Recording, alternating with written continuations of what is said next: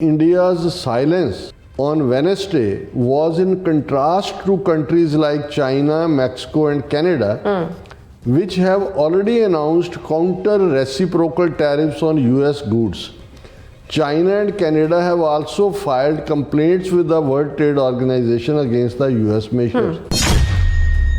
Trump ने कहा भी 2 अप्रैल तो इंडिया के उत्ते टैरिफ्स लगनियां ने, कोई रिस्पॉन्स नहीं.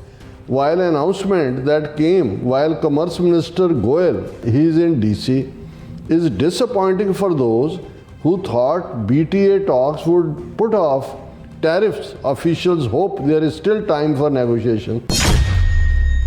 ਖੌਫ ਭਰ ਪਿਆ ਭਾਰਤ ਦੇ ਲੋਕਾਂ 'ਚ, ਵਪਾਰੀਆਂ 'ਚ ਜਿਹੜੇ ਨੇ ਲੱਖਾਂ ਜੌਬ ਜਾਣ ਦਾ ਡਰ ਹੈ. ਉਧਰੋਂ ਟੈਸਲਾ ਵਾਲਾ ਜਿਹੜਾ ਉਹ ਇੰਡੀਆ ਆਫਿਸ ਖੋਲ੍ਹ ਰਿਹਾ ਔਰ ਆਲਰੇਡੀ ਜਿਵੇਂ ਜੇ ਟਰੰਪ ਨੇ ਕਿਹਾ ਵੀ ਸਾਡੇ ਤੇ ਤੁਸੀਂ 100% ਦੀ ਟੈਰਿਫ ਲਾਉਂਦੇ ਹੋ ਆਟੋ ਦੇ ਉੱਤੇ, ਦੂਜਾ ਤਾਂ ਇਹ ਹੋਏਗਾ ਵੀ ਤੁਸੀਂ ਹਟਾਓ, ਨਹੀਂ ਤਾਂ ਅਸੀਂ ਵੀ ਉਨਾ ਹੀ ਲਾਵਾਂਗੇ. ਭਾਰਤ ਜਿਹਦੇ ਨਾਲ 42-43 ਬਿਲੀਅਨ ਡਾਲਰ ਦਾ ਟ੍ਰੇਡ ਸਰਪਲਸ ਹੈ, ਭਾਰਤ ਨੂੰ ਕੁੱਟਿਆ ਵੀ ਹੈ, ਬਾਰ-ਬਾਰ ਉਹ ਨਾਂ ਲੈ ਕੇ ਬੇਇੱਜ਼ਤ ਕਰ ਰਿਹਾ. ਉਧਰ ਸ਼ੇਅਰ ਬਾਜ਼ਾਰ ਡਿੱਗ ਰਿਹਾ, ਇੰਡੀਆ ਦਾ $1 ਟ੍ਰਿਲੀਅਨ ਗਾਇਬ ਹੋ ਗਿਆ, ਤੇ ਉਹ ਮੋਦੀ ਜਿਹੜਾ ਉਹ ਇੱਕ ਜ਼ੂ 'ਚ ਜਾ ਕੇ ਸ਼ੇਰ ਦੇ ਬੱਚੇ ਨੂੰ ਦੁੱਧ ਪਿਆ ਰਿਹਾ.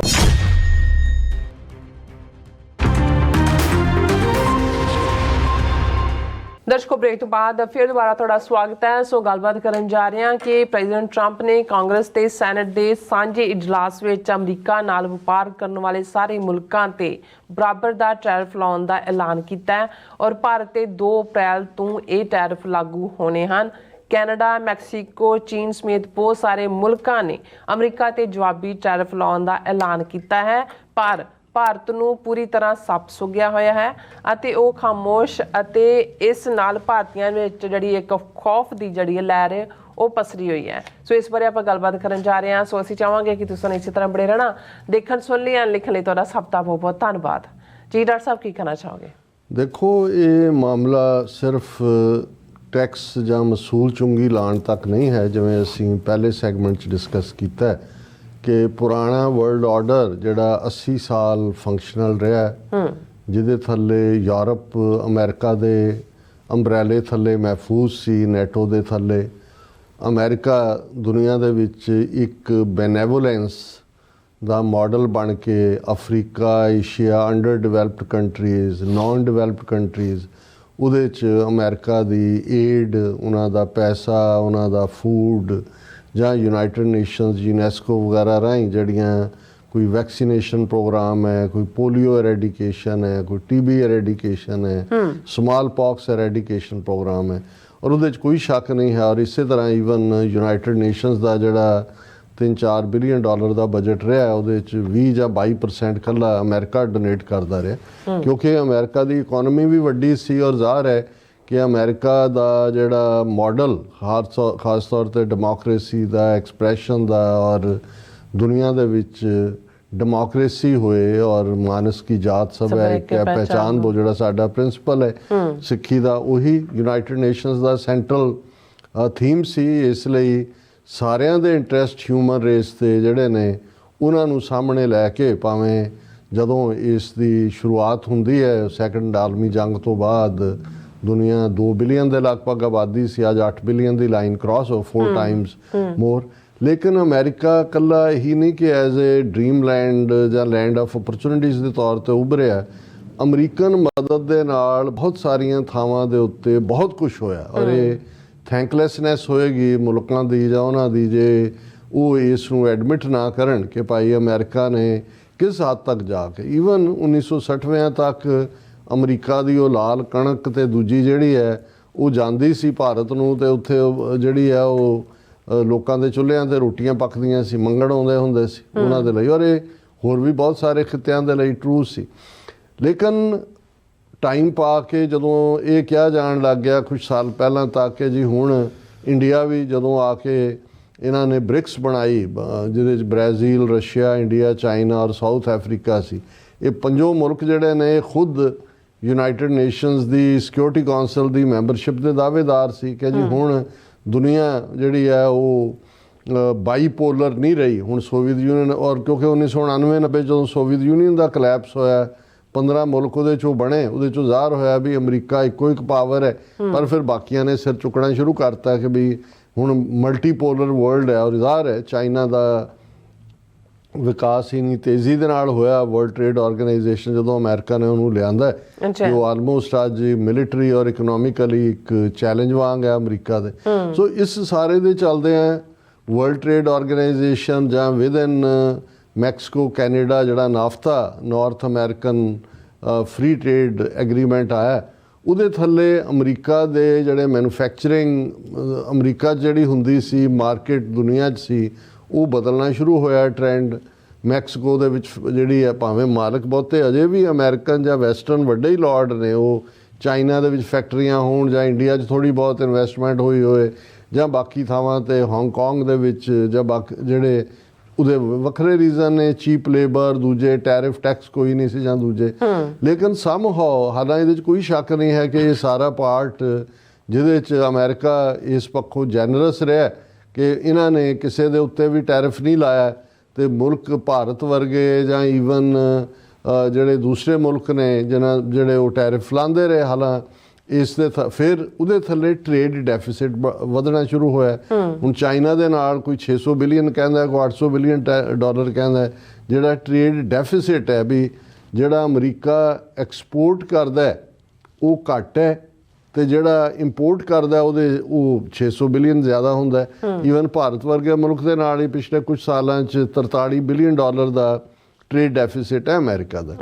ਸੋ ਟਰੰਪ ਜਿਵੇਂ ਉਹਨੇ ਆਪਣੇ ਲੈਕਚਰ 'ਚ ਵੀ ਕਿਹਾ ਕਿ ਮੇਰੇ ਲਈ ਅੰਗਰੇਜ਼ੀ ਦਾ ਬਹੁਤ ਖੂਬਸੂਰਤ ਲਫ਼ਜ਼, most favourite my word is tariff. Tariff ਉਹਨੂੰ ਹਾਲਾਂ ਮੋਦੀ ਜਦੋਂ ਕਹਿੰਦਾ ਸੀ ਉਹ ਕਹਿੰਦਾ ਸੀ ਤਾਰੀਫ।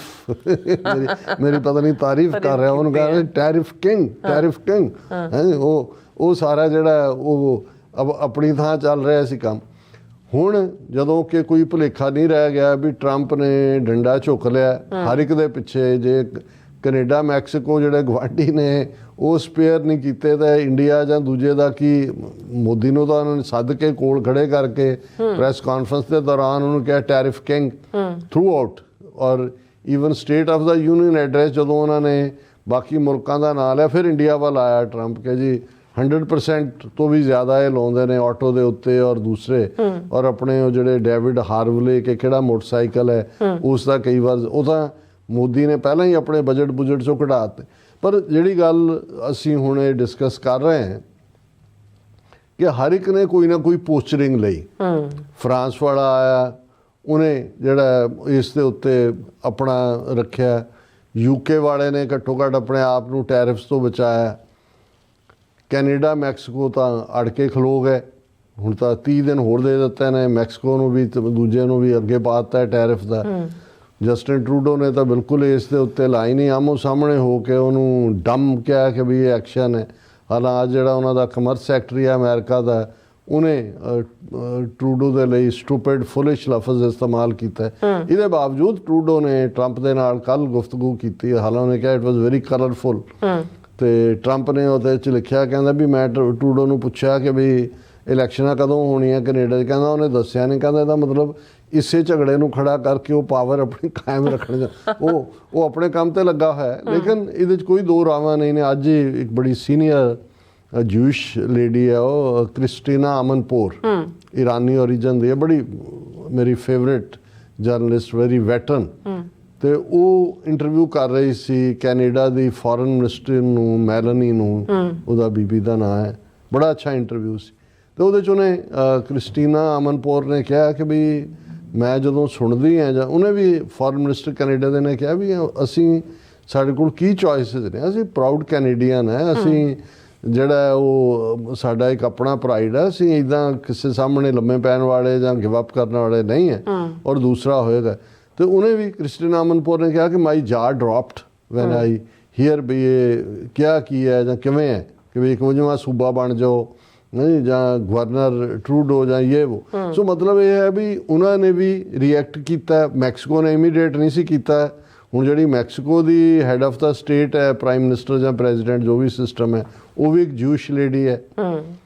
ਉਹਨੇ ਗੱਲਬਾਤ ਕੀਤੀ, ਇਸ ਲਈ ਮਹੀਨਾ ਵਿੱਚ ਹੋਰ ਪੈ ਗਿਆ। ਸੋ ਹੋ ਸਕਦਾ ਹੈ ਕੈਨੇਡਾ ਔਰ ਮੈਕਸੀਕੋ ਅਲਟੀਮੇਟਲੀ ਕੋਈ ਨਾ ਕੋਈ ਡੀਲ ਜਿਹੜੀ ਆ ਉਹ ਹੋਰ ਨਵੀਂ ਸਟ੍ਰਾਈਕ ਹੋਏ, ਜਿਹੜੀ ਅਮਰੀਕਾ ਦੇ ਮੋਰ ਬੈਨੀਫਿਟ 'ਚ ਹੋਏ rather then total auto industry ਨੇ ਵੀ ਲੌਬੀ ਕੀਤੀ ਕਿ ਹੁਣ ਅਮਰੀਕਾ ਕੈਨੇਡਾ ਦਾ ਤਾਂ ਇਵੇਂ ਇਧਰੋਂ ਦੀ ਚੀਜ਼ ਉਧਰ ਗਈ, ਉਧਰੋਂ ਇੱਧਰ ਆਈ, ਤੇ ਉਹਦੇ ਵੀ ਇੱਕ ਵੱਡਾ ਕ੍ਰਾਈਸਿਸ ਹੈ। ਲੇਕਿਨ ਜਿਹੜੀ ਹੈਰਾਨੀ ਹੈ ਕਿ ਵੀ ਭਾਰਤ ਜਿਹਦੇ ਨਾਲ 42-43 ਬਿਲੀਅਨ ਡਾਲਰ ਦਾ ਟ੍ਰੇਡ ਸਰਪਲਸ ਹੈ, ਭਾਰਤ ਨੂੰ ਕੁੱਟਿਆ ਵੀ ਹੈ, ਬਾਰ-ਬਾਰ ਉਹ ਨਾਂ ਲੈ ਕੇ ਬੇਇੱਜ਼ਤ ਕਰ ਰਿਹਾ ਹੈ। ਮਤਲਬ ਜਿਵੇਂ ਹੁੰਦਾ ਨਾ ਕਿ ਵੀ ਤੁਹਾਨੂੰ ਸਾਰੇ ਬਾਜ਼ਾਰ ਜਿਹੜਾ ਕਰਨਾ ਹੈ, ਤੇ ਉਹ ਜਿਵੇਂ ਇੱਕ ਪੱਤਰਕਾਰ ਹੀ ਕਹਿੰਦੇ ਕਿ ਵੀ ਉਧਰ ਸ਼ੇਅਰ ਬਾਜ਼ਾਰ ਡਿੱਗ ਰਿਹਾ, ਇੰਡੀਆ ਦਾ $1 ਟ੍ਰਿਲੀਅਨ ਗਾਇਬ ਹੋ ਗਿਆ, ਤੇ ਉਹ ਮੋਦੀ ਜਿਹੜਾ ਉਹ ਇੱਕ ਜ਼ੂ 'ਚ ਜਾ ਕੇ ਸ਼ੇਰ ਦੇ ਬੱਚੇ ਨੂੰ ਦੁੱਧ ਪਿਆ ਰਿਹਾ। ਉਹ ਕਹਿੰਦਾ ਸਾਨੂੰ ਇਹ ਸ਼ੇਰ ਨਹੀਂ ਚਾਹੀਦਾ, ਦੂਜੇ ਸ਼ੇਰ ਦੇਖੋ ਜਾਂ ਕਿੱਧਰ ਹੋ ਰਿਹਾ।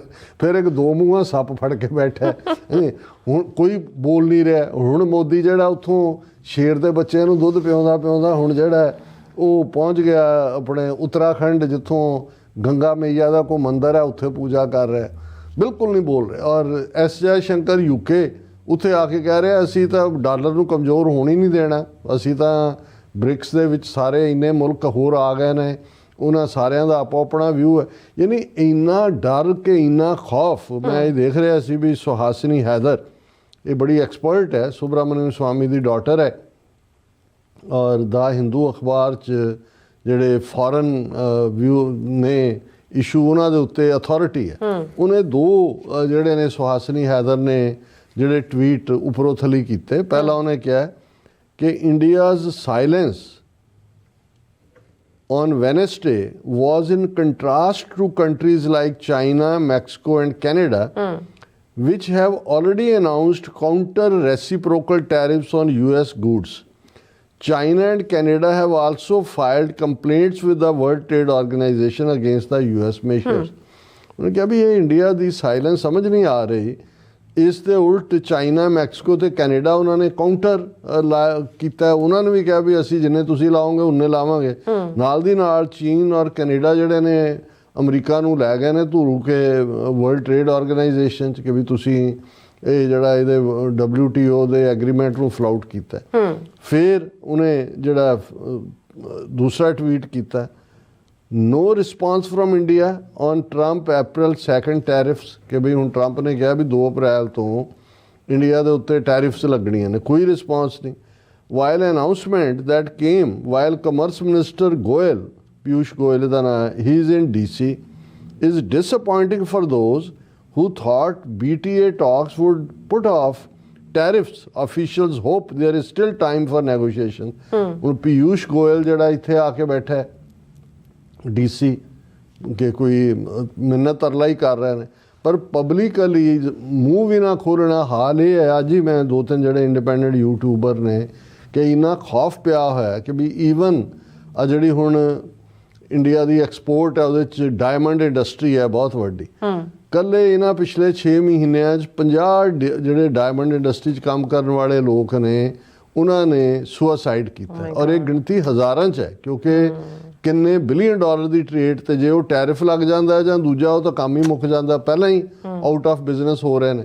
ਸੋ ਇਹ ਸਾਰੇ ਦੇ ਚੱਲਦੇ ਆ ਜਿਹੜਾ ਮੋਦੀ ਜਿਹੜਾ ਉਹ ਕਦੇ ਸ਼ੇਰ ਦੇ ਬੱਚੇ ਨੂੰ ਦੁੱਧ ਪਿਆ ਰਿਹਾ ਜ਼ੂ 'ਚ ਜਾ ਕੇ, ਕਦੇ ਜਿਹੜਾ ਉਹ ਗੰਗਾ ਦੀ ਪੂਜਾ ਕਰ ਰਿਹਾ, ਐਸ ਜੈ ਸ਼ੰਕਰ ਜਿਹੜਾ ਉਹ ਇੱਧਰ ਉੱਧਰ ਘੁੰਮ ਰਿਹਾ। ਔਰ ਇਹ ਜਿਹੜਾ ਇਸ ਦਾ ਨਤੀਜਾ ਹੈ ਕਿ ਵੀ ਇੱਕ ਖੌਫ ਭਰਪਿਆ ਭਾਰਤ ਦੇ ਲੋਕਾਂ 'ਚ, ਵਪਾਰੀਆਂ 'ਚ ਜਿਹੜੇ ਨੇ ਲੱਖਾਂ ਜੌਬ ਜਾਣ ਦਾ ਡਰ ਹੈ। ਉਧਰੋਂ ਟੈਸਲਾ ਵਾਲਾ ਜਿਹੜਾ ਉਹ ਇੰਡੀਆ ਆਫਿਸ ਖੋਲ੍ਹ ਰਿਹਾ, ਔਰ ਆਲਰੇਡੀ ਜਿਵੇਂ ਜੇ ਟਰੰਪ ਨੇ ਕਿਹਾ ਵੀ ਸਾਡੇ ਤੇ ਤੁਸੀਂ 100% ਦੀ ਟੈਰਿਫ ਲਾਉਂਦੇ ਹੋ ਆਟੋ ਦੇ ਉੱਤੇ, ਦੂਜਾ ਤਾਂ ਇਹ ਹੋਏਗਾ ਵੀ ਤੁਸੀਂ ਹਟਾਓ, ਨਹੀਂ ਤਾਂ ਅਸੀਂ ਵੀ ਉਨਾ ਹੀ ਲਾਵਾਂਗੇ।